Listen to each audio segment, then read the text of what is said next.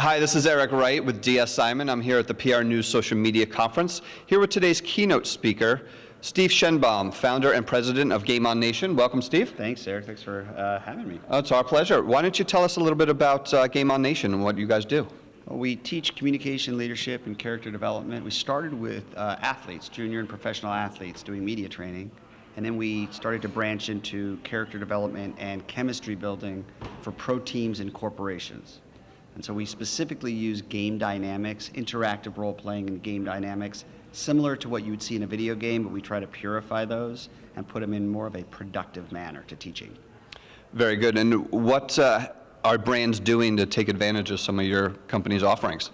Well, companies like NASCAR, we do a lot of corporate executive training for their staff, and then we also do a track, excuse the pun, for the drivers focusing on media training, but for the staff at NASCAR, working with them on their internal communication to help continue to improve culture. And do you primarily deal with executive leadership, or are you spanning across all aspects of the company?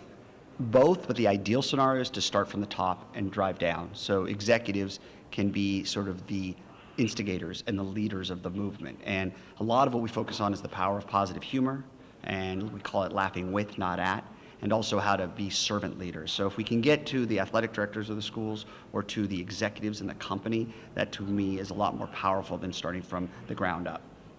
Very good. And can you tell me a little bit about what people are going to be learning during the keynote today? Well, I hope they're going to be learning.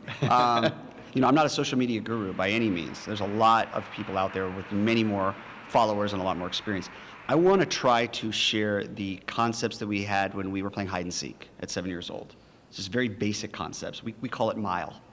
Mystery, incentive, laughter, and empowerment. These four dynamics we find to be really powerful, and they were really powerful when we played hide and seek for hours as children.